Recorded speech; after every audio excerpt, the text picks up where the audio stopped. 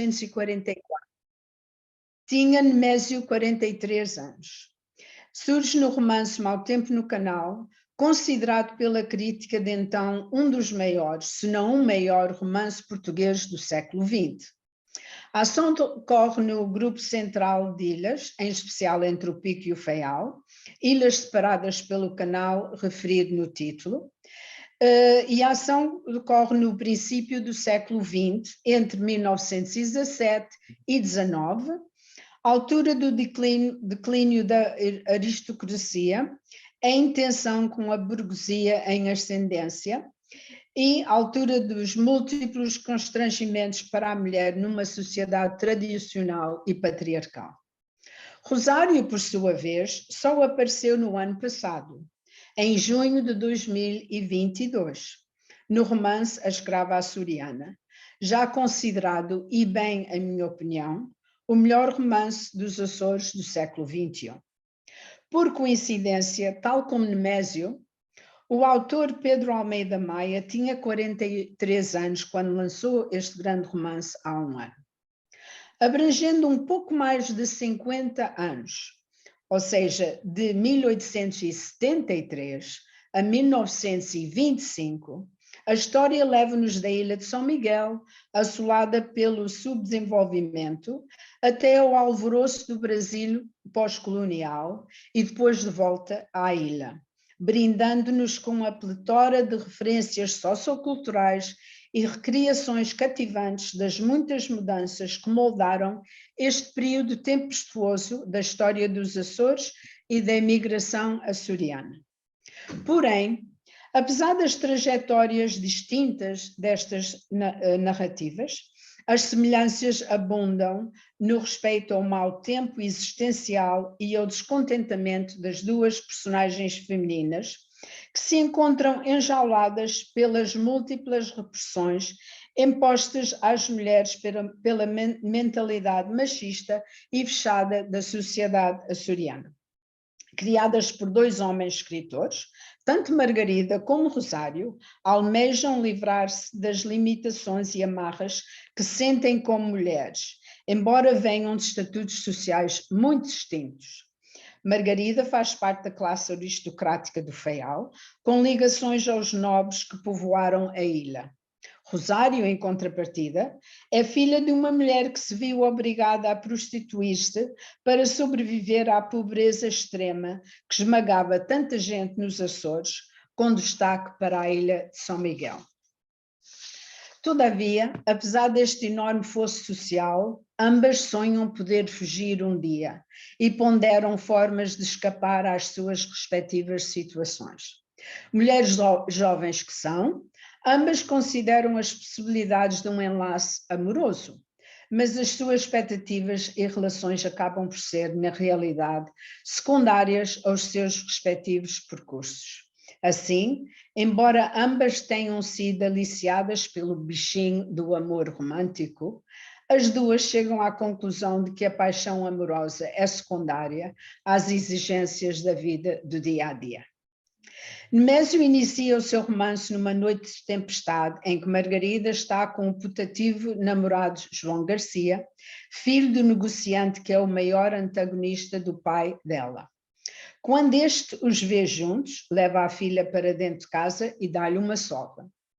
A voz narrativa, sempre aliada aos pensamentos de Margarida, expressa a indignação da jovem assim: numa terra em que tudo são heranças e negócios, o que vale uma rapariga? Eu sou uma espécie de prédio que por acaso ficou livre. As fininhas, como diz a Mariana do Pico, querem-se em casa sossegadas, em riba do estrado. A vida é como a roda do ano em casa do lavrador, lavrar, semear, ceifar. Apesar dos protestos e ressentimentos, todavia, Margarida acaba por ceder à pressão para reabilitar a posição social da família e casa com André Barreto, filho do barão de Urselina. Antes, porém, ela tinha pensado em emigrar para Inglaterra, onde vivia o seu tio Roberto, Mas ao saber que a peste levara o querido tio à morte, ela fica desolada, diz o texto, como se fosse uma viúva. Rosário também se sente desiludida pelos prismas do amor. No início do romance de Almeida Maia, ela está em fuga de dois homens que a acusam de lhes ter roubado uma galinha. Insistindo que esta andava livre e não tem dono, Rosário consegue entregá-la ao senhorio para abater na renda que a mãe deve. Mas os dois homens continuam a persegui-la até ao porto. Aflita, ela salta para o mar, de onde é salva por Josué, filho do proprietário que emprega o padrasto dela. Após um beijo em público, inconcebível na altura, Josué percebe que Rosário está em vias de emigrar com a mãe para o Brasil e promete ir ao encontro delas um dia que, por diversas razões, nunca chega, claro. Vacinada por 7 anos infernais de escravatura no Brasil, Rosário consegue voltar para São Miguel, onde acaba por ter uma filha com Josué, um bom homem que nunca a esquecera. Mas depois da experiência horrorosa de imigrante escravizada, uma dura realidade da história da imigração açoriana de que raramente se tem falado, Rosário nunca mais seria a mesma.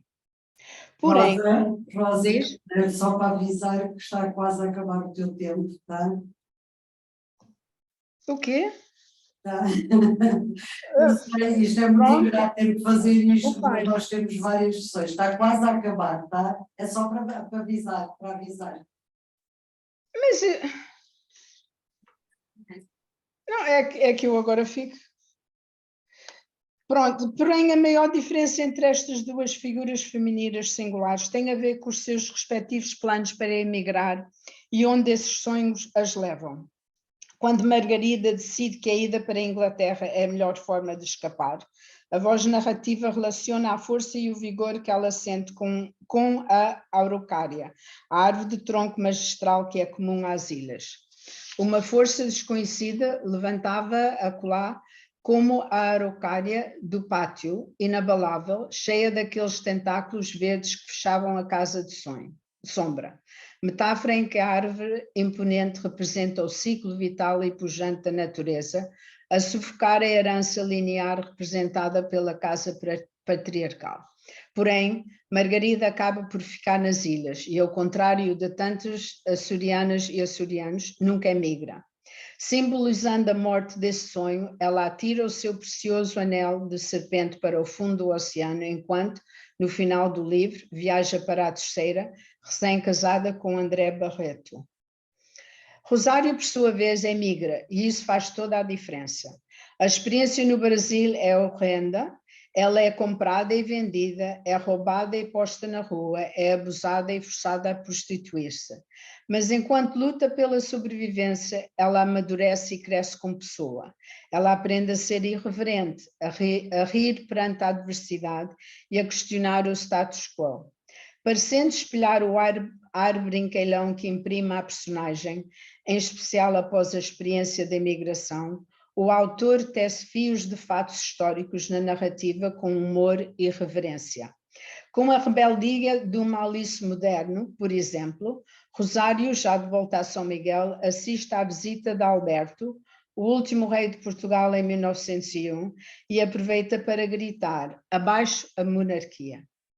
Enquanto a voz narrativa comenta com ironia as obras incessantes da construção do Porto de Ponta Delgada, dizendo: havia quem visitasse a cidade solteiro, lá voltasse casado e mais tarde viúvo, e a construção sempre a decorrer. Como estes, há muitos exemplos. No seu todo, o espírito irreverente e livre de Rosário e da voz narrativa, já agora, imprime humor e vitalidade à história, enquanto a originalidade e espontaneidade da protagonista fazem dela uma figura cativante e inesquecível, uma mulher açoriana imigrante única.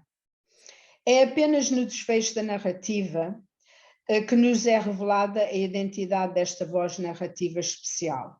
quando a perspectiva passa da terceira para a primeira pessoa, um toque de gênio que o autor manobra com mestria.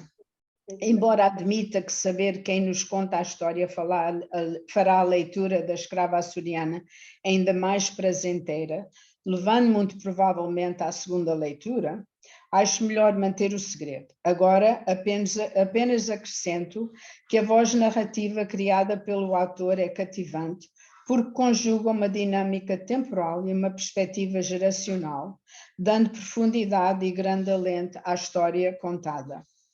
Pronto, agora deixa-me, quer dizer, eu tinha só mais dois aspectos, mas não sou pessoa de me querer impor quando querem que eu acabe, ao contrário do que tem acontecido nos outros dias. Peço desculpa, mas fico bastante constrangida. Enfim, obrigada pela atenção. Quase eu peço desculpa, mas esta é a minha função. Não é aborrecida, mas nós temos mais uma colega hoje que não pôde. Pois, mas não. Eu peço desculpa, mas nós também estamos limitados aqui pelo tempo. E dou então agora a palavra à Célia Carmen Cordeiro, que teve a oportunidade, Célia, de verificar que o meu papel é de ingrato, eu não quero cortar a palavra a ninguém, apenas avisar uns minutinhos antes que está a acabar o tempo. Está? Obrigada, Célia, e por favor, então, pode... Boa tarde. Estão a ouvir-me bem? Estamos muito bem, muito bem. Ótimo. Eu vou só tentar aqui compartilhar a tela e já começo.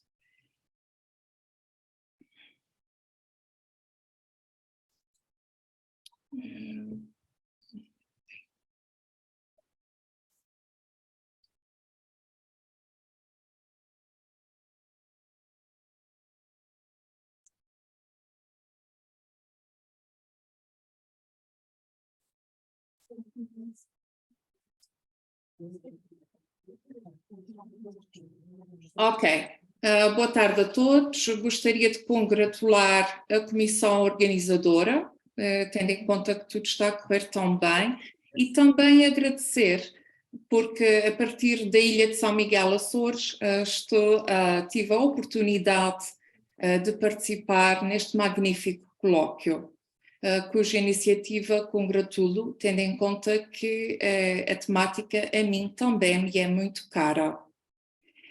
A multidimensionalidade de vozes migrantes, andarilhagens no feminino.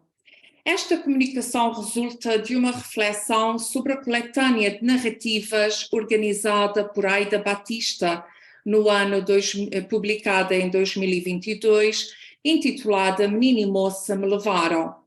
Esta obra-prima pela singularidade de agrupar 44 testemunhos de mulheres migrantes. A partilha das suas experiências de mobilidades várias é sobremaneira rica, pois a diversidade das geografias por elas percorrida é muito grande. Por um lado, muitas mulheres partiram de Portugal com destino a variados países das Américas, desde logo o Brasil, o Canadá, a Argentina, a Venezuela e os Estados Unidos. Outras rumaram a países europeus, como França, Finlândia, Reino Unido, Noruega, além de haver testemunhos de vidas no continente africano, Angola, Guiné-Bissau, Moçambique, ou na Ásia, principalmente em Goa e Macau, e também na Austrália, Oceania. Por outro lado, mulheres há também que relatam as suas experiências enquanto nativas de países como a Bélgica, a Áustria ou os Estados Unidos, entre outros, que se estabeleceram em Portugal. Portanto, a escrita constitui um veículo poderoso para a partilha de experiências emigrantes e imigrantes no feminino. Por conseguinte, Aida Batista afirma que esta publicação almeja um duplo objetivo: não só celebrar os 25 anos da Associação Mulher Migrante, mas ainda servir de mote, e cito-a, para encorajar outras mulheres a fazerem o mesmo, já que este projeto tem todas as condições para ganhar continuidade. Fim de citação.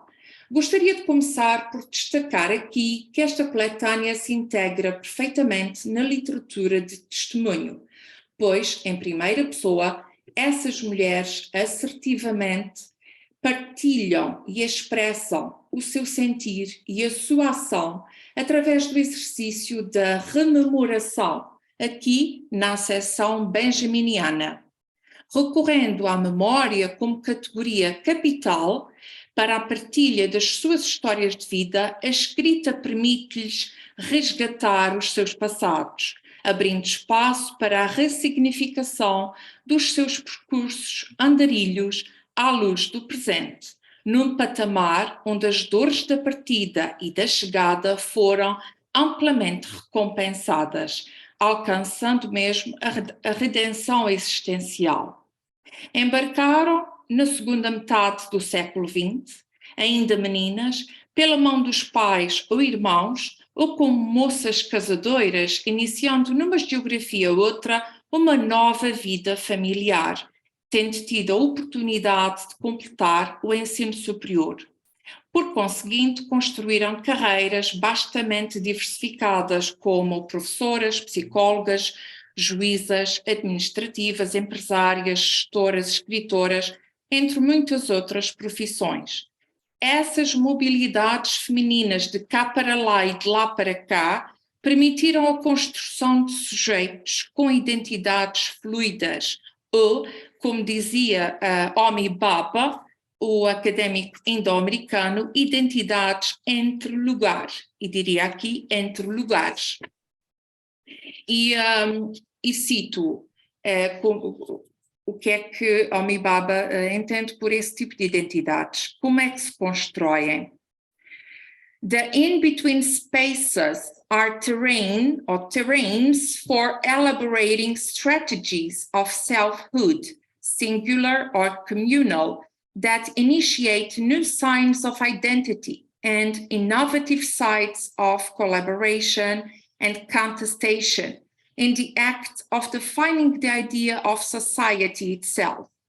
It is in the emergence of the interstices, the overlap and displacement of domains of difference, that the intersubjectivity and collective experiences of nationness, community interest, or cultural value are negotiated.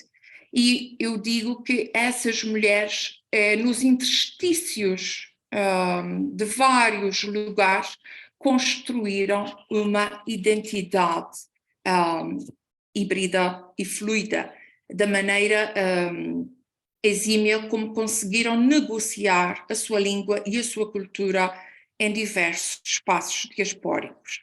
Assim se construíram mulheres com identidades transnacionais. No locus de enunciação destas vozes literárias estão, por isso, diluídas, desde logo, as fronteiras nacionais, linguísticas e culturais, num movimento de flexibilização de conceitos como identidade nacional e literatura nacional. Assim sendo, a literatura, nesse contexto, pode ser entendida nessa obra como um sistema transcultural, constituindo-se como uma das possibilidades de integração de sujeitos em movimento. Essas mulheres tiraram partido, e aqui cito uma delas, Cidália Gouveia Faria, tiraram partido das suas perspectivas únicas de género, da sua experiência de diferenciação linguística e cultural, por outras palavras, da sua lente de diferença, o que lhes permitiu apreciar melhor o seu lugar de privilégio. Mulheres que ganharam consciência e efetuaram mudanças com impacto na história das instituições onde trabalharam e trabalham, onde foram acolhidas e acolheram no lugar do coração a nova cultura, as novas culturas. Sem dúvida que quando se falar em feminismo, feminismos lusos, essas vozes devem ser neles integradas, pois essas mulheres lutaram sobremaneira pelos seus direitos e continuam a contribuir para que outras mulheres nas diversas diásporas, tal como em Portugal, sejam respeitadas e dignificadas, enquanto mulheres agentes de mudança nas sociedades de dupla e tripla pertença na qual se integram. E diria que melhor exemplo não há do que, de facto, a missão da Associação da Mulher Migrante, neste sentido. Porém, essas mulheres estão conscientes de que há uma longa história das migrações portuguesas que antecedem os seus percursos diaspóricos de sucesso e, de certo modo, percursos mais facilitados do que os seus ancestrais, nomeadamente as suas ancestrais femininas, porque munidas agora do poder do conhecimento. Nas palavras de Filipa Rodrigues, que utiliza mesmo como o título da sua partilha testemunhal, a nossa história começa muito antes de nós. Fim de citação. Ou no testemunho de Humberto Araújo, que expõe as discriminações e a exploração a que mulheres que emigraram nos anos 50 e 60 estiveram sujeitas, tendo em conta que eram mulheres, como disse ontem e muito bem Inês Marques, mulheres triplamente discriminadas, enquanto mulheres, pobres e imigrantes. Mulheres que na diáspora estavam associadas a contextos no ambiente das limpezas ou do serviço doméstico, tendo saído de Portugal em contextos bem desafiadores como o da ditadura portuguesa ou da guerra colonial. Não vou expandir muito o contexto histórico ou cultural, tendo em conta que a Inês Marques ontem o fez muito bem e trabalhamos ambas a mesma obra. E apenas para concluir, em Menino e Moça me levaram, a questão do deslocamento constitui o eixo fundamental dessas narrativas. A escrita desterritorializada elimina as fronteiras convencionais e permite, sem dúvida, a flexibilização de termos como identidade, Estado-nação e literatura nacional. E vou terminar citando Manuela Aguiar, quando diz que essas mulheres foram capazes de lançar pontes entre mundos paralelos, a melhor compreensão da alteridade, a vivência de dupla ou tripla pertença nacional, como partícipes de uma nação maior, de uma terra sem muros, de um humanismo ainda utópico ou embrionário, que elas são já, no tempo presente, capazes de sentir e corporizar. Muito obrigada.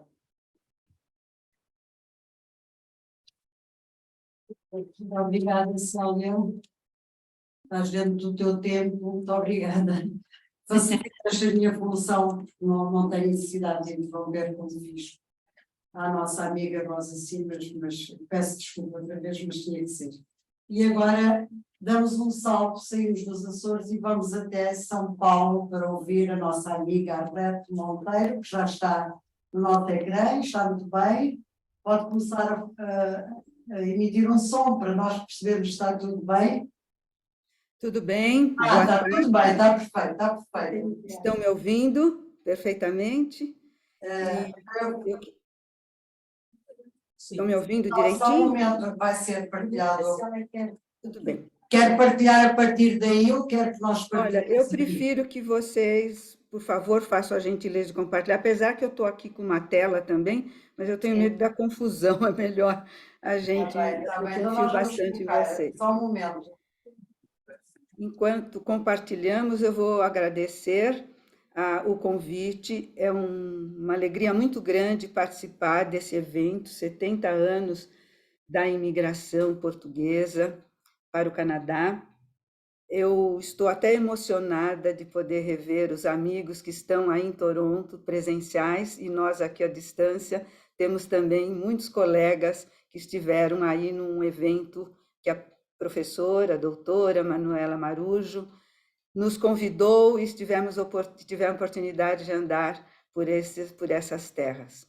Eu estou muito feliz e vou começar a minha apresentação tendo consciência do tempo. Vou procurar ser bem breve. Bom, esse trabalho que eu fiz foi um trabalho ligado à literatura desse livro, né? A voz da imigrante portuguesa, que eu vou falar no decorrer da minha apresentação, não sei se dá para vocês verem, porque eu não estou me vendo. Sim. Então, é esse livro que eu vou contar, certo? Que é Ana, a Brasileirinha de São Paulo. É um romance E com base nesse livro, que nós não temos aqui publicado no Brasil, só aí na Europa, Portugal e outras cidades, então eu vou contar a história desse livro. Isabel Maria Fidalgo Mateus, escritora, talvez as colegas mais ligadas a Portugal já tenham conhecimento. Ela nasceu em Torre de Moncorvo, Portugal, e reside atualmente no Reino Unido desde 2001. As obras dela, em geral, abordam a diáspora portuguesa. Eu não conheço todas, eu conheço só essa obra que me foi presenteada, e eu vou contar como eu recebi essa obra. Então, aí pesquisando, eu recebi por correio, e foi um evento, o próximo, por favor, um evento que teve organizado, inclusive, pela doutora Maria Beatriz Rocha Trindade, aí em Lisboa, e nesse evento, na hora do lançamento dos livros, a autora do livro, que eu não a conheço pessoalmente, a Isabel Mateus, ela fez o lançamento desse livro, comentou, e na hora que abriu a plateia, para perguntas, eu aqui do Brasil, eu comentei que eu gostei muito da temática e que poderíamos, que eu queria saber como conseguiria o livro. E para a gente comprar um livro pela Amazon, atualmente sai muito caro para nós, é coisa de 200, 250 reais, e ficou assim, eu fiquei ansiosa por conhecer. Eu falei, a hora que eu for para a Europa, eu vou tentar conhecer o livro. Passaram uns 3 meses, um dia chegou um pacotão aqui de correspondência e era, gentilmente, a Isabel Mateus me presenteando com esse livro que eu tenho em mãos. Eu fico até emocionada de contar para vocês. Aí eu li o livro, assim, ansiosamente, e fui me identificando o tempo todo com o livro, o que seria essa Ana brasileirinha de São Paulo.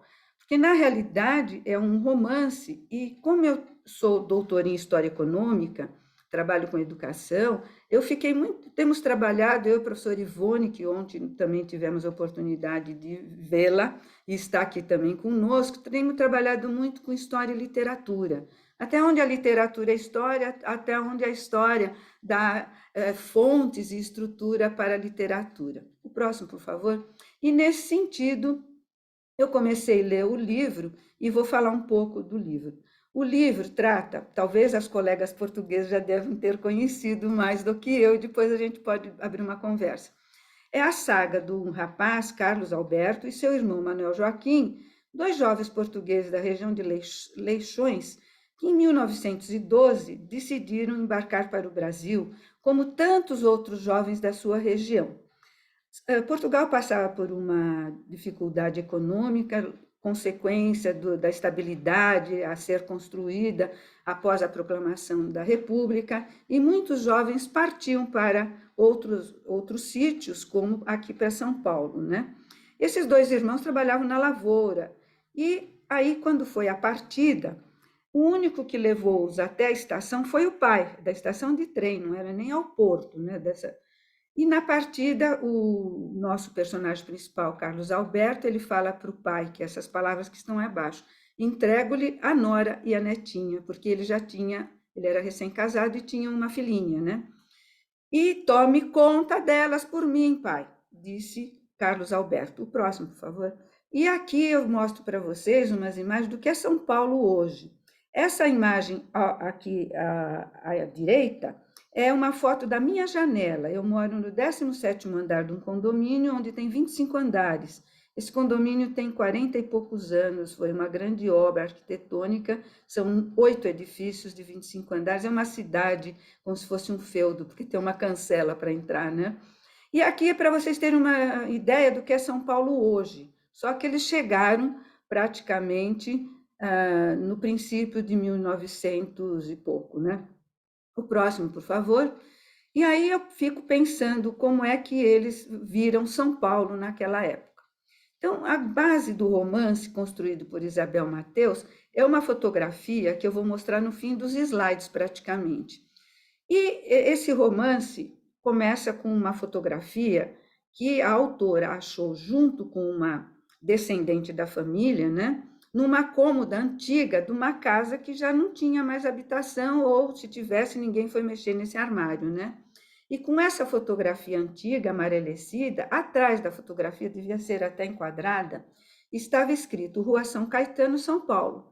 E aí eles começam, a autora começa a querer saber a história desse parente que ela descobre nesses anos já 2000, não é? Porque eles saíram, não é? E as correspondências eram muito difíceis, inclusive relata no decorrer do romance que as famílias aí em Portugal ficavam muito ansiosas porque demorava muitos anos para chegar uma carta da onde estavam, não estavam. Como aqui em São Paulo, no Porto de Santos, nós precisávamos de muita mão de obra, tanto para a lavoura cafeeira, como para a cidade de São Paulo, que tinha o início da sua industrialização, então, no caso, aí tinha já agenciadores no próprio Porto, na década de 1900, princípio de 1920, assim vamos dizer, 1912, 15, que é a época que eles vieram. Então, logo os dois irmãos já foram convidados a trabalhar numa padaria, de um casal portugueses, né? E nessa padaria, então eles já vêm de Santos para São Paulo, eles não foram para o interior paulista, possivelmente porque eles não deviam ter carta de chamada ou não estavam listados para querer ir para uma fazenda. Então eles aceitaram esse emprego e foram para essa padaria que, por acaso, era um casal de portugueses que já tinha imigrado antes e eles não tinham filhos, né? E eles foram morar no fundo da padaria. Acontece que o rapaz, personagem principal, o Carlos, né, ele sim continuou na padaria. O irmão, logo em seguida, teve uma oferta para trabalhar nas fazendas de café, e ele vai, e temos poucas notícias depois do irmão. Bom, então, com base nessa fotografia, né, o Carlos Alberto, depois que amealhou um certo dinheiro, trabalhando, dormindo na padaria, levantando às 4 da manhã para já o pão estar pronto às 6 da manhã, como era costume, e ser despachado em umas carroças de cavalo, né, puxadas a burro ou a uma égua, né, e ia levando o pão fresquinho. Essa padaria teve muito sucesso. Aí eu queria saber onde era essa padaria. Bom, aí começou a minha história de como eu queria saber até onde era verdadeira ou era imaginação da autora, né? E comecei a escrever para a autora, que pretendo conhecê-la pessoalmente, talvez ela esteja até aqui na nossa sessão, e eu escrevi assim, Isabel, mas é verdade? Onde que é essa padaria? Calma, você vai encontrar. E eu não encontrava nem a fotografia amarelecida e nem encontrava aonde era a padaria. E foi indo, né? E na história ele amealhou um dinheiro e ele foi, a mulher veio para São Paulo também. O próximo, por favor. Bom, então o Carlos Alberto, pela análise da fotografia que achada nesse móvel antigo, eles devem ter participado, pelo tempo, da fundação da Associação dos Padeiros de São Paulo, ou das padarias em São Paulo, que tinham muitos padeiros ou confeitarias ligadas a portugueses nessa época, né? Então, pela análise da fotografia, a autora vai organizando o que aconteceu em São Paulo, com pesquisas ligadas ao Arquivo Público do Estado de São Paulo, o que ela conseguiu aí também em Portugal, né, em Lisboa, e vai fazendo uma profunda pesquisa, inclusive vem ao Brasil para buscar mais documentos, né? Então, um dos documentos que ela encontra nas suas pesquisas é que, em 1942, aparece um casal de nome José Júlio Margarido, auxiliar de padaria, que herdara do dono e não tinha filhos, tá? Então, ela procura esse português que tinha o nome já mais conhecido e vai procurar, já em 1942, já 40, assim, quase 50 anos depois, aonde que estava essa família que eles não tinham mais notícias. O próximo, por favor. Bom, então, essa primeira parte do livro trata justamente desses dois irmãos, né? Aí, a segunda parte do livro é quando uma descendente dessa família que veio aqui para São Paulo fazendo um parênteses antes de começar a falar mais dessa segunda parte, então a mulher dele que chegou, chamava Atília, quando ela ia chegar aqui, depois de um tempo, ele não podia deixar a padaria para ir para Santos, né? Porque não tinham, ele era um empregado de confiança.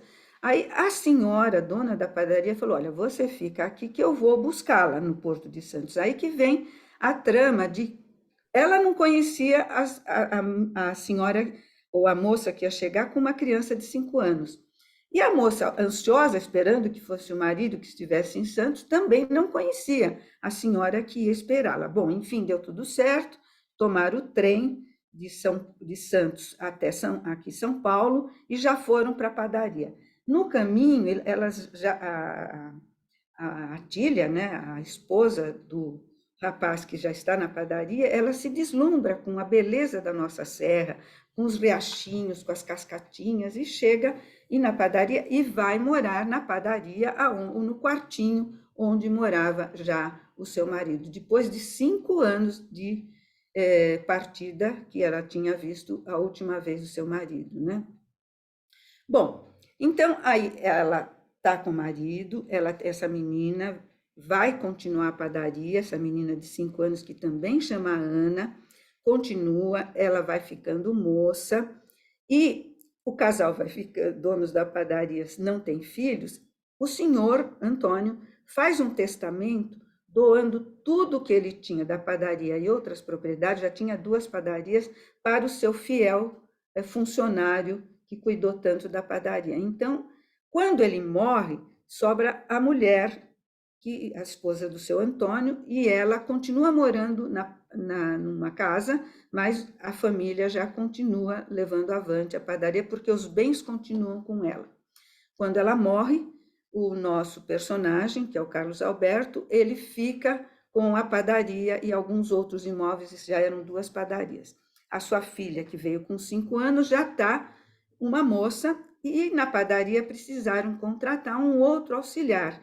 E esse auxiliar foi que ficou cuidando dos cavalos, das carroças que entregavam os pães, né?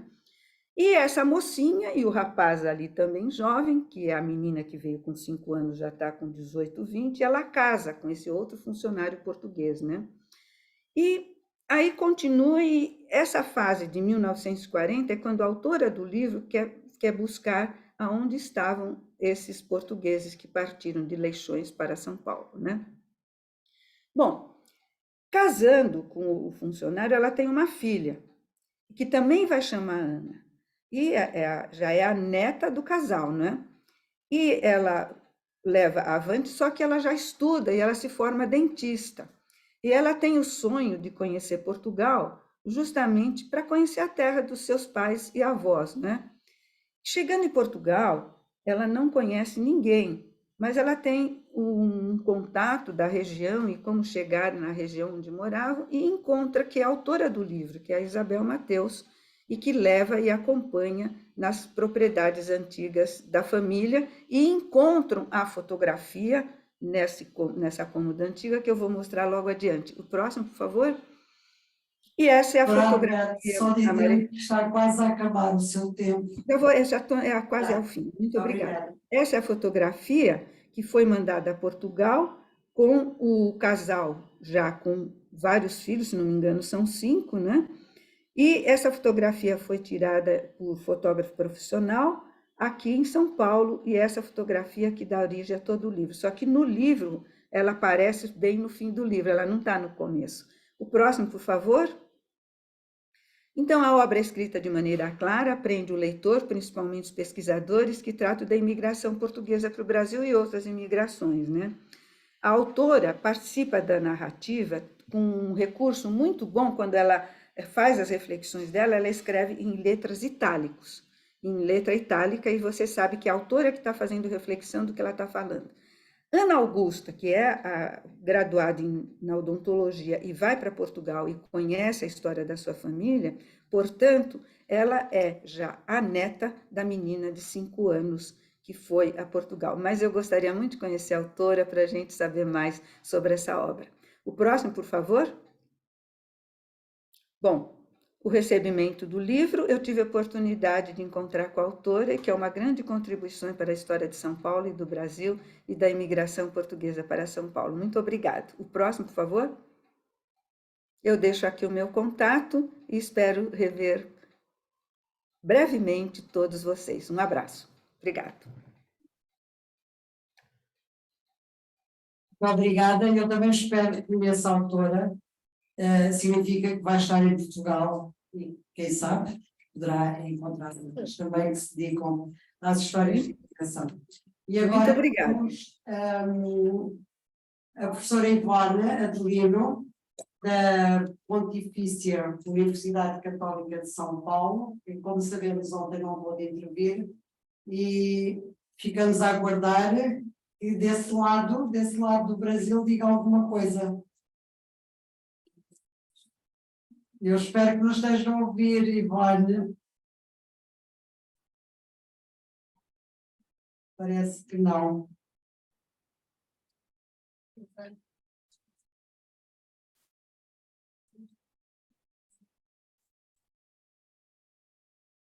Eu peço ao professor José Manuel para estar pronto, no caso de...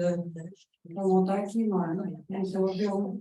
As memórias da infância e das origens de duas mulheres, Madalena e Marta, mãe e filha. Uma deseja partir para uma vida melhor, imigrante para a França, a outra deseja regressar ao lugar onde se inscrevem as suas raízes.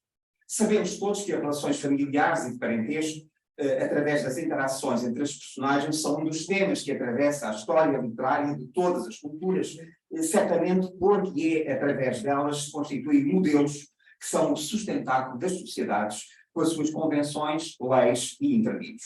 Na literatura portuguesa, ocorre-nos de imediato a relação entre a mãe confidente e a filha e namorada das cantigas de amigo. E no que respeita a esta relação, encontram-se como subtemas a transmissão de uma cultura ligada às práticas do cotidiano, muito importantes em meios que tendem a desaparecer com o avanço das culturas urbanas, como o mundo rural, pescatório, nos contextos de imigração e mobilidade, ligados muitas vezes à transmissão de um segredo, transmissão de valores, de uma memória simbólica, de um modo de vida ou de fazer, o respeito pela natureza, o amor por uma região, um país, universos de caráter sensorial, memórias, mas também, às vezes, ódios ancestrais. Ana Maria Torres, no seu romance Terra Fria, portanto, Terra Fria designa estes conceitos raianos de Vinhais, Vinhoso, Miranda do Douro, de forma muito concisa, entre mitos, como podem ver em um pequeno livro em tamanho, entre mitos e mitologias regionais, dizeres, saberes e sabores, faz desfilar um modo de vida que passa em revista a aldeia, a casa, os trabalhos domésticos, como fazer o pão, a faina agrícola, com os seus diversos ciclos, mas também as festas, os ritos de iniciação, um mundo que tende a desmoronar-se e a ser devorado pelo esquecimento. Mas é também um retrato de Portugal, que se desenha em filigrana. A situação das mulheres num sistema onde reina o patriarcado, a pobreza, a imigração, onde a Revolução do 25 de Abril parece não ter passado. A escrita de grande contenção poética não se demora em pormenores, para dar apenas lugar ao essencial, através de capítulos espelhados que captam não só realidades portuguesas, mas que os ultrapassam para atingir um mundo mais íntimo, profundo e que atinge o universal. Tão ao gosto do seu grande mestre transmontano, Miguel Torga, autor, aliás, da epígrafe do livro, e que a autora volta a convocar explicitamente no interior do romance, quando Marta, na sua viagem de regresso ao entrar em Portugal, lê o Cusco, o universal é um local menos os mundos. Traço que desconhecemos. Numa escrita muito elaborada, Ana Maria Torres coloca-nos diante dos olhos uma paleta de cores, odores, imagens, rumores possíveis graças à mestria transfiguradora da escrita. Tentaremos mostrar de que forma estas vozes das personagens femininas, mas também da própria autora, veiculam não só uma identidade, como se inscrevem numa comunidade mais ampla. Mas algumas breves considerações prévias. As temáticas do exílio e da saudade estão omnipresentes ao longo da história da cultura portuguesa. Portugal conheceu desde muito cedo, tivemos de conferência excepcional da Sra. Professora Maria Beatriz Rocha Trindade, que nos introduziu no tema. Portugal conheceu desde muito cedo movimentos de saída do território peninsular, embora os grandes movimentos de migração por motivos económicos, se esquecem dos políticos, tenham ocorrido, sobretudo no século passado. Exílio e imigração não se sobrepõem, mas na prática estes conceitos recordam-se. Pois o imigrado sente-se muitas vezes como um exilado. a vivência do espaço como uma prisão, o sentimento de desterro e de abandono, o clima que se sente um clima agreste, a solidão, a perda de identidade, etc.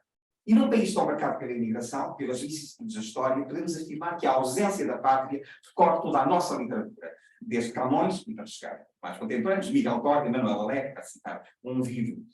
No entanto, é com Torga que a personagem Marta e a autora Ana Maria Torres se sentem emanadas, porque é muitas vezes preferido Miguel Torga. No entanto, se deixarmos de lado o caso paradigmático de Ferreira de Castro, com o seu livro Imigrantes com a Selva, dizia que a literatura portuguesa teve dificuldades em penetrar em tais temáticas. Sabemos as razões do regime face à ambivalência do regime face às questões da imigração, o que fez com que os nossos imigrantes tenham sido atirados, não é, para uma espécie de zona onde é reconhecida a sua própria identidade, uma zona perigosa, infelizmente, tão de atualidade. E se estas temáticas de exílio e de saudade podem decorrer do subgénero da narrativa de literatura de viagens, algumas obras produzidas por escritores da diáspora e seus descendentes, pelo caso, integram a temática da viagem na literatura. Não agora no sentido humanista, a senhora professora também nos falou da literatura dessas viagens, mas hoje com um caráter mais sociológico, etnocultural, bem presentes aqui no romance de Ana Maria Torres. A viagem de Madalena para a França, por razões económicas, e a viagem do regresso de Marta na busca das suas raízes. Portanto, aqui um círculo que é fundamentalmente existencial, e é esse ponto que eu espero poder chegar ao fim dos 15 minutos. A Revolução dos Escravos, que instaurou a democracia, trouxe conquistas fundamentais para as mulheres, no caso português, a literatura portuguesa marcada por grandes personalidades, com a publicação do livro seminal, que é as Novas Cartas Portuguesas das Três Marias, vê surgir uma pleiade absolutamente excepcional de mulheres, algumas desenvolvendo a temática da imigração. Elas escrevem ficcionalmente sobre a imigração com um enfoque muito particular nas mulheres. A narração é atribuída expressamente à voz feminina, muitas vezes.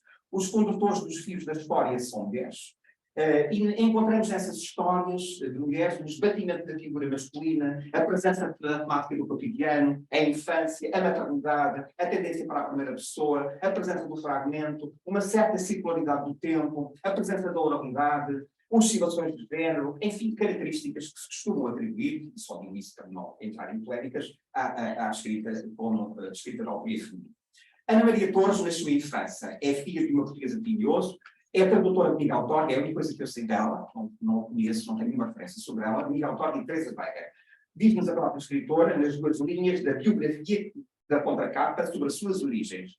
Ana Maria Torres, está tudo escrito em francês, não digo sempre em português. Ana Maria Torres regressa todos os verões à sua pequena aldeia de Trás-os-Montes. Lá gosta de assistir às procissões, alimentar os burros, dançar pimba e assistir ao fogo de artifício e ao pôr do sol sobre as vigas. É muito assumido esta biografia. O seu romance, então, tem um veio que vem da tradição lírica, a narrativa é dedicada à mãe, à minha mãe, à família, à minha aldeia, eu sublindei aqui a minha aldeia, com uma linguagem poética, mas inserindo regionalismos, palavras e expressões em português, histórias, crenças, assumindo-se claramente como uma contadora de histórias, de memórias, que transmite como um tesouro patrimonial, ou como um repositório de um soldouro de uma infância edénica. A narrativa organiza-se num díptico, com 7 capítulos cada. Número 7, como sabem, que representa a totalidade do espaço e do tempo. E são construídos em espelho. Portanto, a primeira parte é a casa, o rio, a colheita, a festa, o tesouro, o medo, o regresso, é Madalena. A segunda parte é ao contrário. O regresso, o medo, o tesouro, a festa, a colheita, o rio, a casa. Temos perfeitamente um espelho.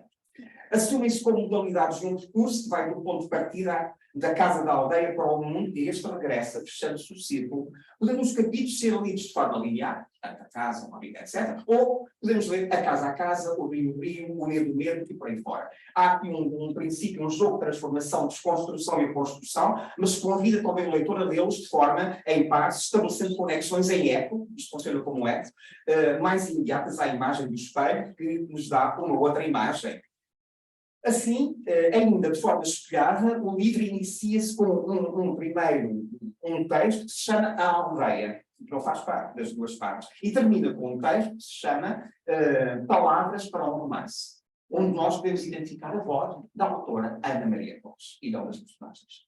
A epígrafe de Miguel Torga é assim: não tem fronteiras espirituais, mas trago gravados nos cromossomas os marcos da minha aldeia e a fisionomia dos meus conterrâneos. Esta epígrafe não só configura um sujeito da escrita como tatuado pela sua identidade genética, como abre o caminho da narrativa, instalando num código que convida o leitor a visualizar, segundo a velha retórica da hipótese. A aldeia e o seu modo de vida diante dos olhos. Essa é a tradução minha, está bem? É preciso ver as oliveiras no verão, é preciso sentir o calor, é preciso ver as oliveiras no inverno, é preciso ouvir os sinos, é preciso ver todos estes gestos populares, é preciso vê-la dessas mulheres que misturam o frango e o porco, o pão e o azeite, até onde não se distinguir o animal do vegetal. É preciso vê-las pegar na tripa que se enche avidamente com o recheio. Convoca-se assim a paisagem, o seu cromatismo em perpétua mudança, mas também os gestos ancestrais de quem a vida ilumina. Apanhar as batatas, pegar os campos, dar comer às galinhas, acender o forno, amassar o pão, entre aspas. Uma dança milenar onde cada passo é coreografado pelo instinto. E também, palavras do texto, o tempo dos filhos já vai longe. Marca-se, desde logo, uma temporalidade fugaz que tem tendência a desaparecer, engolida pela voragem do mundo moderno. Cria-se e convoca-se um universo marcado pela urgência. É preciso ver, ouvir, cheirar, saborear, tocar. Um despertar festivo e, ao mesmo tempo, elegíaco de todas as sensações antes que este mundo desapareça. Citação. É preciso recordar, em mim e sempre. Pensar no canto do galo que acorda a aldeia e no tinido melancólico do anjo que adormece. A perspectiva memorial vai dar assim forma ao romance nas duas partes já apontadas. Narrativa intimista, os factos são apenas sugeridos, como já disse. O que importa aqui é a projeção do sujeito no espaço, o que lhe confere uma forte dimensão lírica, para o contribuir também a pouca presença de elementos temporais. No entanto, facilmente podemos dizer que situa nos anos 80, num Portugal parado, portanto não é aquela vaga de imigração dos anos 60, mas é longe, um Portugal longe do tumulto urbano. Há referências à Revolução dos Cravos, como já disse, transmitidas pela rádio do Sim francês. Há referências ao Patronaz, há referências à Europa e às leis da Europa, às leis economicistas, sobretudo. As personagens referenciadas pertencem ao ciclo da imigração económica numa região que parece não se ter modificado o seu modo de vida. E esboça os contornos do mundo rural, tipificado e fechado no tal sistema patriarcal, mas onde emergem as duas personagens femininas. Madalena e Marta, mãe e filha, como se o romance diz-nos que a ruptura, de certo modo, só se pode operar pelo feminino. Madalena sintetiza a vontade e o desejo de transformação para um futuro melhor após anos de vida na lida do campo. Mas também os trabalhos domésticos. Desde criança, Madalena é marcada pelo gosto de ler, de histórias, e histórias divinas da Bíblia, que é o livro que a personagem dispõe. Tudo lhe era impedido, mesmo nadar no rio com rapazes com que ela luta. Mas ela vai ter uma pequena vitória, é que ela vai conseguir nadar no rio e, ao nadar sem pé, descobre que pode voar. Ela pode fazer o que ela quiser da sua própria vida. E ela diz nessa sequência, diz a si mesma, irá longe, para lá do rio, para lá da montanha, longe, muito longe, até ao Brasil, talvez. Isto é a partir da nada. Os homens estão quase completamente ausentes deste universo. São referidos apenas por ele ou eles. Nunca há um nome por cima. No seu percurso, igual a tantas outras mulheres de imigrada na cidade tentacular, imagina-se que seja Paris, nunca se diz que é Paris, imagina-se assim, havendo sempre o apelo da montanha, sempre trabalhando dia e de noite com o balde e a esfregona na mão. Já os indicamos o trabalho absolutamente incrível, excepcional das mulheres da limpeza, das mulheres portuguesas, nos Açores, em Paris, em Toronto, em qualquer país do mundo, viveu durante anos em áreas ocultadas, partilhadas com outras da sua condição, até atingir o grau, aspas, uma casa de porteira. É ela que seduz o seu próprio companheiro, portanto, uma mulher cheia de força e de energia. A casa concha é o símbolo da fixação e da permanência. A casa antropomorfiza-se e torna-se a alegoria da maternidade, das origens placentárias, lugar de nascimentos. É-nos apresentada de forma poética. A casa, não são palavras minhas, são de texto. A casa grita, espera, exulta, enlaça, é dotada de vida. Marta, a filha, é ela que sonha em resgatar essa casa da infância, cheia de tesouros, com as alfaias agrícolas, os objetos simples do cotidiano, uma verdadeira caverna de Alibaba. Agora é ela que é mulher e patroa, graças à força do seu trabalho e persistência, que regressa à aldeia, que cultiva a terra, já ninguém a quer cultivar. Vou fazendo pequenos esforços por causa do tempo. A sua vida de trabalho é atenuada pela anestesiante e encantatória recordação desse universo das festas, das romarias, da música timba, dos foguetes, dos matraquilhos, da cerveja fresca, das histórias de bruxas e de outros e de outras histórias de internet, como ela diz, mas também do elogio da vaca no estábulo, do céu negro abissal, onde se podia ver a imensidão das estrelas, mas quase inexistentes na cidade de acolhimento. Mas na sua montanha também só se ouvirá muito em breve o silêncio no futuro, pois as luzes vão se extinguindo, as casas vão se esvaziando, fechando-se para sempre um ciclo desta vida rural.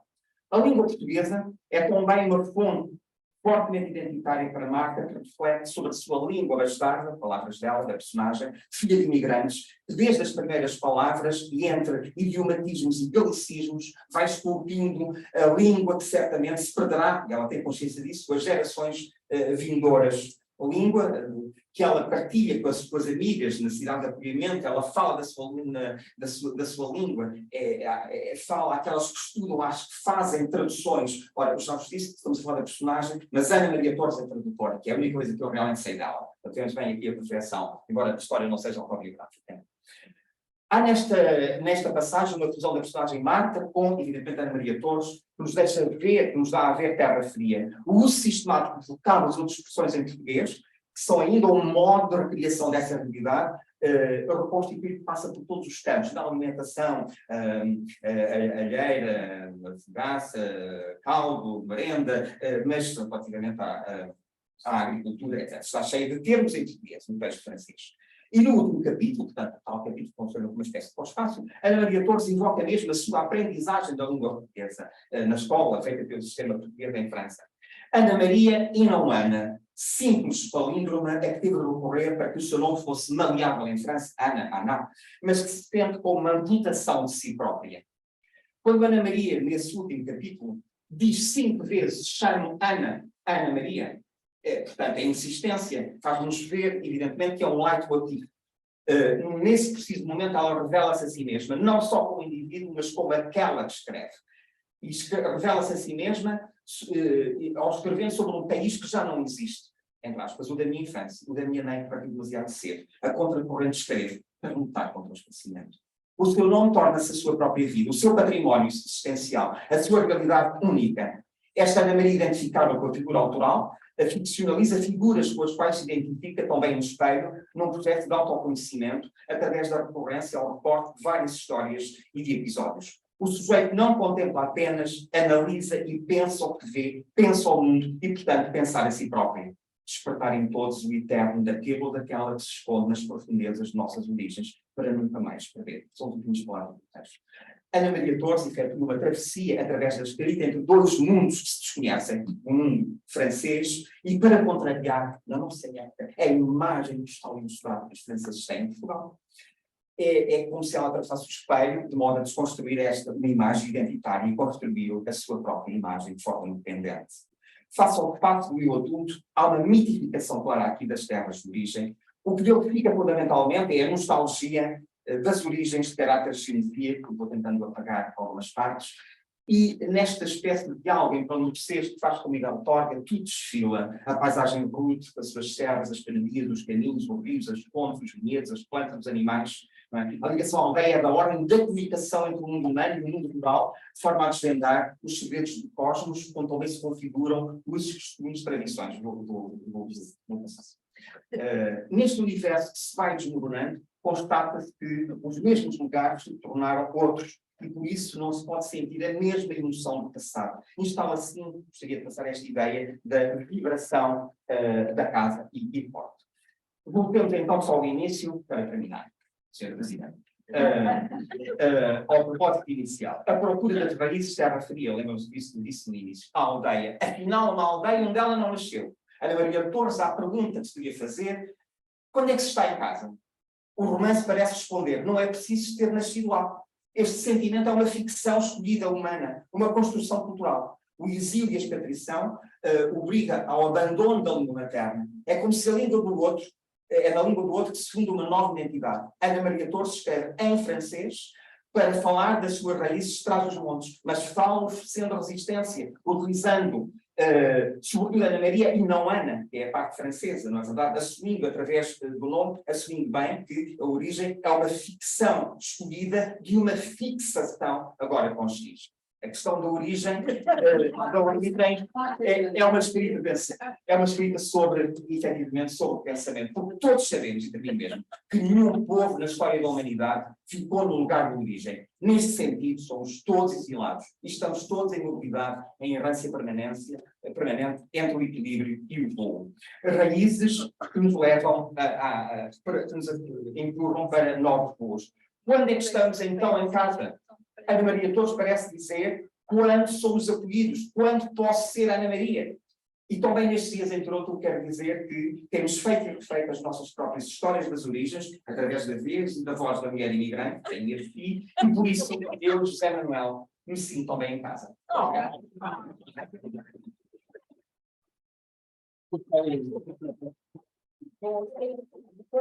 Eu compreendo o entusiasmo, mas tem que perceber que eu tenho que ser justo e não posso explicar os intervenientes anteriores.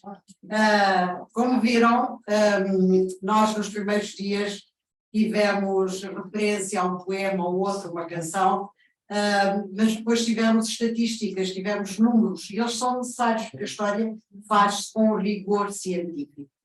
Mas a literatura permite-nos esta liberdade, permite-nos tirar dentro das histórias sentimentos, emoções, pessoas com alma.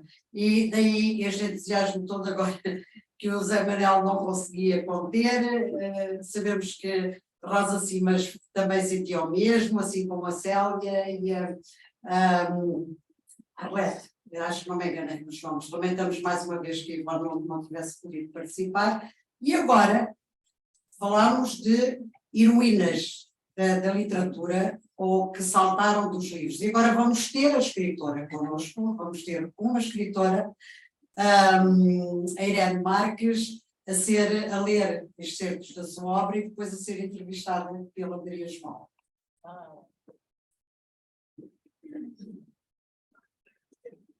Eu queria apresentar a Irene, para quem não a conhece, a nossa amiga Irene, que é a nossa colega académica e escritora.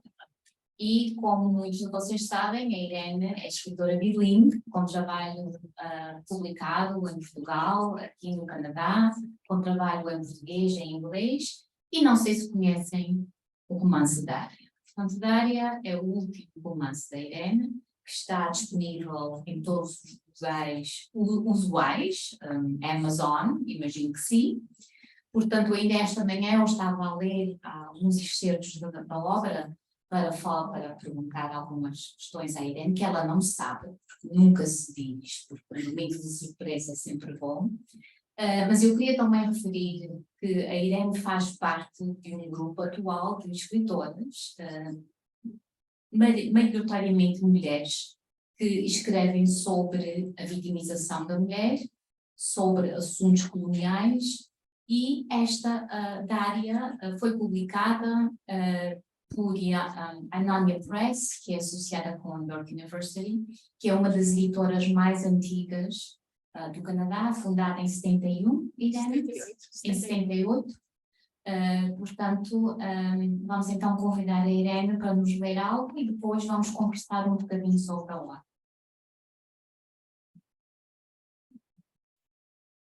Obrigada, Maria João, por prestares à conversa. Obrigada, Manuela Luz, pelo convite. E, portanto, Inanna é o nome de uma deusa da Mesopotâmia iraniana, que significa deusa da sexualidade, da guerra. E eu vou ler o livro, tem narrativas multifacetadas, tem uma parte que é baseada em alguns acontecimentos pessoais, e, portanto, mas tem uma vasta gama de narrativas e, portanto, é transtemporal. Temos episódios do século XVI, episódios relativos à Primeira Guerra Mundial, à Segunda Guerra Mundial, à Guerra Colonial Portuguesa em África, e temos dentro deste romance uma narrativa que é, portanto, a narrativa de um guerrilheiro moçambicano, e a narrativa principal é a narrativa da Dária, essa narrativa contém episódios pessoais, fabricados e trabalhados. Portanto, eu vou ler um excerto da narrativa principal, que diz respeito a um num incidente de violência sexual, é uma audiência de tribunal e eu acho que este excerto é cómico e é triste ao mesmo tempo e, portanto, por isso escolhi este excerto e depois podemos falar mais no assunto. Eu vejo um bocado mal. Estão a ouvir bem? Sim. My dress, portanto, eu vou ler em inglês porque o livro é em inglês. My dress. Mr. Ketsopoulos was sweating in the courtroom, breathing hard, mind and body trying to stay alert, asking me pointless questions that had nothing to do with the matter at hand. What were you wearing, Ms. Mendes? Can you describe for us in detail your outfit?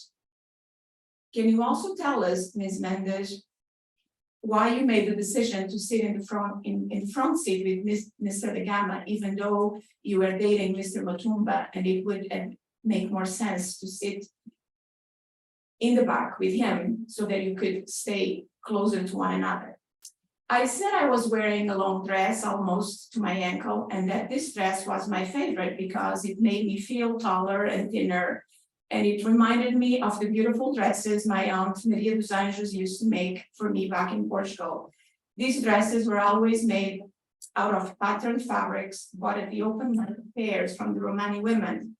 We're always singing as if they were always happy. This despite the fact that they often became victims of the market police, who conducted regular surprise raids to catch the outlaws trying to sell their products without the proper licenses, just like they had caught my mother when she was selling cheese from town to town. The Romani women would chant, "Hey, darling, come, look at this stunning tuxedos I have here. Come, my beautiful one, come. I guarantee you can't find quality and prices like this anywhere else." These flowery flowing dresses were made to hug my own body and nobody else's. They were dresses that gave me the sensation that I could fly and that it was always spring, always beautiful, always sunny. The judge, Mr. Smitherman, a nice Jewish man with an inclination toward the lyrics, seemed taken by my intricate description of my dress. Even though he wanted to prevent me from answering the question, "What were you wearing?" was already beginning to be considered problematic in those days, he did not stop me in time. And so, when I finished, he addressed the jury. "Dear members of the jury, I order you to disregard the answer given by Ms. Mendes to the question just posed by the defense counsel about her manner of dress on the day of the alleged incident. The question has nothing to do with the matter at hand, and Mr. Ketsopoulos ought to be ashamed of himself for asking such a question. We all should know that women's bodies, including their hair, are essentially good and do not cause the fall of man. If I did not know better, Mr. Ketsopoulos, I would say you have some affiliations with radical Islamists, or that you have been reading outdated religious books and misinterpreting its metaphoric language. Yes, if I did not know you better, I would say just that." The judge allowed me to answer the second question, though I could not quite give a convincing answer, at least not according to Mr. Ketsopoulos, who kept asking me the question over and over again in slightly different words. It was as if he thought my English was not good enough, and that he thought to repeat it several times, each time louder than before, and change the wording a little, like we do with youngsters who are learning the language we want them to learn. He would call me Miss Mendes sometimes, and I would correct him straight away and say, "Please, sir, I ask you to call me by my rightful name. It is Ms. Mendes." And I would pronounce the word Mendes several times, very slowly, asking the lawyer to repeat after me until he got it right, that he would often forget or get confused and go back to committing the same crime.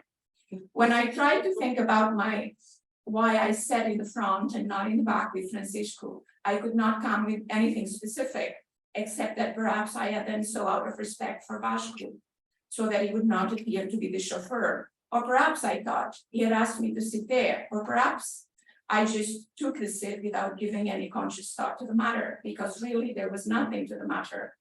I kept saying this or that and repeating the word "or" to go from one possibility to the other, And Mr. Katsiopoulos was clearly frustrated with me and kept trying to make me stick to one possibility.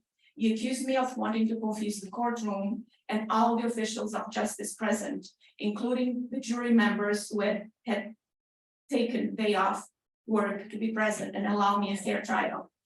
I got nervous and started to cry, at which point the judge stopped Mr. Katsiopoulos from asking the same question, accusing him of either being a parrot or hard of hearing, for it was quite evident that I'd already provided an answer. We could hear laughter in the courtroom when the judge said that, and then Mr. Katsiopoulos had to find another line of argumentation and defense. He was sweating more and more. He was a stocky man with a heavy mustache.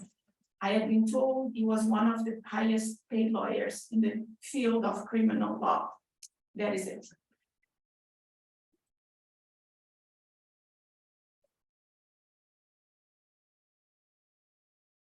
Eu esqueci de dizer para os colegas em Portugal que a Irene ganhou em 2019 o prémio Ferreira de Castro com o seu romance Uma Casa do Mundo, livro que me foi roubado quando tivemos uma conferência do ano passado, mas enfim.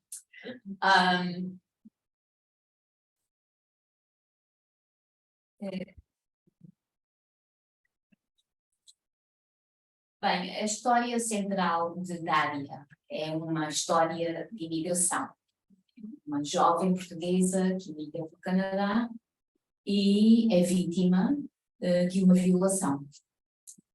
Mas aqui há muitas mais histórias, há muitos temas que vão, claro, desde a imigração às questões de, por exemplo, de classe, de género, de raça, colónias, ex-colónias, ditadura, os efeitos prolongados dessa ditadura, mesmo na nossa diáspora. Estes temas têm sido abordados por muitas escritoras em Portugal. Portanto, a minha pergunta para a Irene, e dado o caráter autobiográfico de algumas cenas deste romance, é o porquê deste romance na diáspora e porque consideras importantes falarmos destes temas. São temas que, apesar de serem temas talvez importantes, são pouco discutidos em Portugal e talvez não são discutidos seriamente aqui. Nem na diáspora portuguesa, nem talvez nas diásporas de expressão portuguesa. Portanto, por que falar destes temas, Guilherme? Portanto, eu sempre me interessei por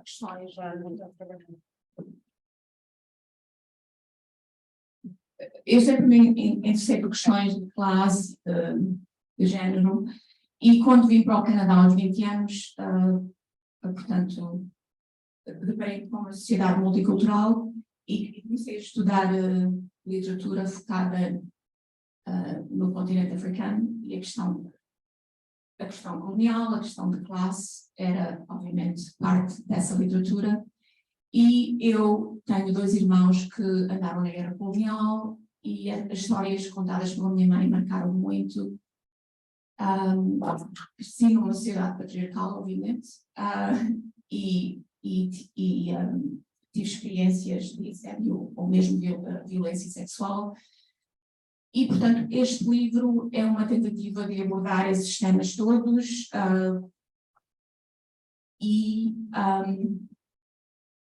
eu gosto de narrativas multifacetadas. Portanto, eu escrevo um livro, mas eu não quero falar sobre mim, quero abordar vários assuntos, e então eu vou do pessoal para o coletivo, e este livro é uma tentativa de fazer isso. E de abordar assuntos relativos, portanto, a questões de classe, de raça e a guerra colonial e o colonialismo, que eu queria abordar e precisava de abordar de uma forma criativa, porque obviamente eu abordo esses temas na minha escrita académica, mas escrever de forma criativa é muito mais, portanto, dá muito mais liberdade. A língua académica é restritiva nesse aspecto. Poderei mais eu dizer muita coisa. Não sei, acho que respondi à questão, mas se tiver, portanto, posso responder hoje. O que a mim me chocou ao ler o romance não é só o lado violento, que geralmente se manifesta contra a mulher, mas as várias vitimizações da mulher, e que às vezes vêm de outras mulheres e de uma comunidade, de certa maneira, retrógrada, patriarcal, uma comunidade obcecada com questões sobre classe. Não se pode falar de mulher sem falar de classe e raça.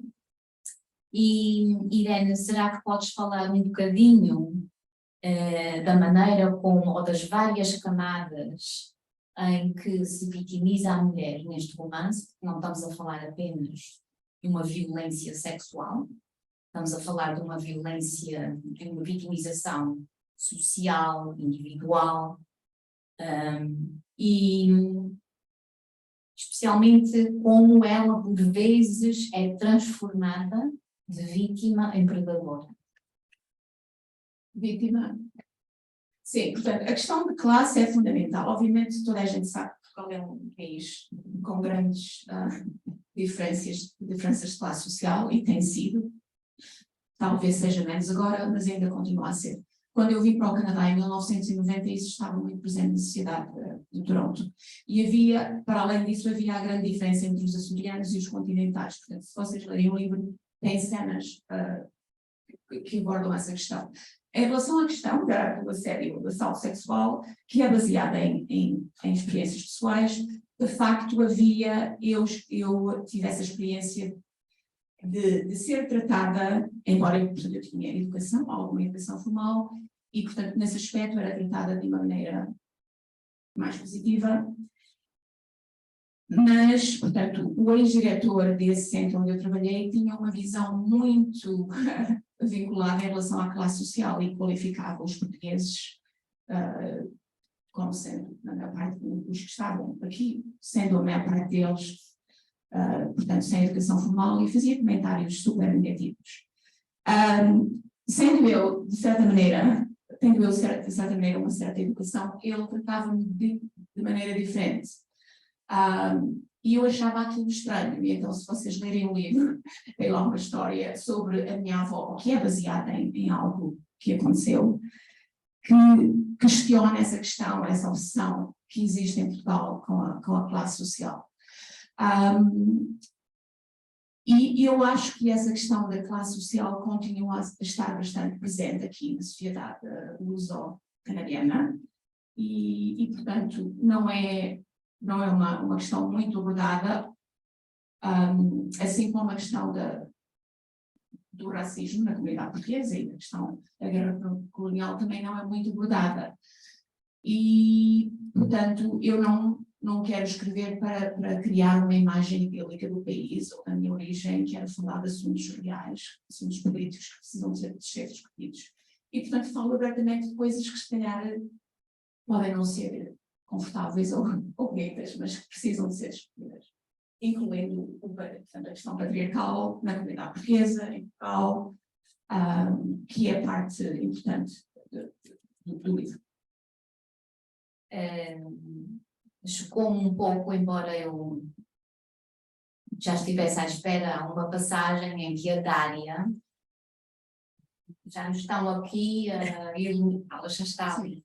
Há uma passagem em que a Dária recorda um incidente de há anos, já há muitos anos, em que ela foi assediada, mas conseguiu fugir e foi bater à porta de alguém, e a senhora da casa disse: ai, a menina, se tivesse um namorado, eu não ia gostar. Oh. Portanto, há aquela vitimização da mulher, pela mulher, por uma sociedade bem fechada. E isso foi uma experiência real que eu tive em Portugal ainda. Portanto, eu tinha mais perguntas, mas penso que talvez mais uma. Ok, a chefe disse mais uma. Eu gostava de falar, se a Irene pudesse falar sobre as coisas. Eu tenho aqui mais 3 perguntas, então vou tentar fazer assim com a Aida quando ela vier e fazer 2 perguntas. Como também a forma como a Irene retrata a velhice, a doença e a morte. E como aí também, talvez já não tanto hoje em dia, mas recentemente com as histórias que nós vivemos do Covid, a Dália carrega uma enorme dor do cabo. Eu nunca ter dito ao pai e à sua amiga Isabel como ela sentia e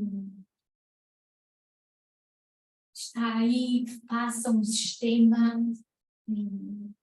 completamente indiferente à perda das pessoas. E há uma cena muito emocionante em que a enfermeira culpa a família pela morte prematura do pai, por exemplo, muito emocionante essa cena. E depois há uma personagem chamada Arsénio, que é primo de Salazar, responsável pela tortura dos prisioneiros em Tarrafal, e aí dá para ver como a investigação académica da Irene enriquece, de facto, a escrita dela. E essa cena, há uma cena em que nós temos aquele debate em inglês, nature versus nurture, em que eu consigo ter pena do Arsénio, porque o Arsénio teve uma criação e uma infância em que ele nunca teve a possibilidade de ser boa pessoa. Portanto, é uma personagem que nós odiamos, mas depois, quando se conta a infância deste moço, desta criança, dá exatamente para perceber, portanto, é uma profundeza de desenvolvimento das personagens. E há aqui algo muito emocionante de como o menino Arsénio se comunica com os animais. Portanto, Irene, se pudesses falar um bocadinho disso, sobre a complexidade, afinal, chegamos a perceber que ninguém é totalmente bom e ninguém é totalmente mau. Sim, portanto, o Arsénio é primo de António Oliveira Salazar, obviamente que o Arsénio é uma personagem inventada, e ele vive, portanto, no meio rural, em Santa Comba Dão, a região onde o Salazar cresceu, e ele tem um pai muito abusivo e uma mãe que sofre de doença mental, que se calhar é exacerbada também pelo abuso que sofre do marido. E o pai maltrata os animais, tem um matadouro e o miúdo cresce com aquela amargura de ver o pai maltratar os animais. E realmente, portanto, quando eu escrevo um livro, um dos objetivos que eu tenho é criar personagens multifacetados. Portanto, como a Maria João disse, se calhar poucas pessoas são ou completamente boas ou completamente más. Portanto, o Arsénio, sendo o primo do Salazar, e tendo em conta aquilo que o Salazar fez, se calhar não é boa pessoa, mas ele tem traumas psicológicos e traumas familiares que vão fazer com que ele se comporte de determinada maneira, portanto. E ele é um artista frustrado também, e depois o primo dá-lhe um posto na prisão de Tarrafal e envia-lhe quadros do Rembrandt, o pintor holandês, e, portanto, como oferta, se ele conseguir agarrar os guerrilheiros que andam a estragar o Império Português. E, portanto, tem ali uma grande complexidade, mas realmente a figura de Arsénio tenta demonstrar, como eu disse, que as pessoas acabam por ser más ou portanto, moralmente problemáticas porque têm vidas e são tratadas de maneiras horríveis e se calhar não nascem assim. Portanto, essa questão é importante no livro. Portanto, como disseste, a questão de eu nascer boa ou má, bonita ou feia, é posta em causa nesse aspecto. a ideia de que nós formamos em sociedade e portanto, não quer dizer que sejamos maus ao nascer, portanto, aquela dicotomia da natureza versus sociedade está bastante presente no livro, sim. Pronto. Espero que continuem a dialogar com a Irene então e nossa pausa. A ideia é ser o intervalo agora poderem Quem quiser dar uma vista de olhos, não me roubam. Aconteceu com o outro lado. Eu acho que depois desta sessão ficámos todos muito mais vivos. Foram excelentes, agradeço-vos todos os intervenientes. E agora temos uma pausa de 15 minutos até à próxima sessão.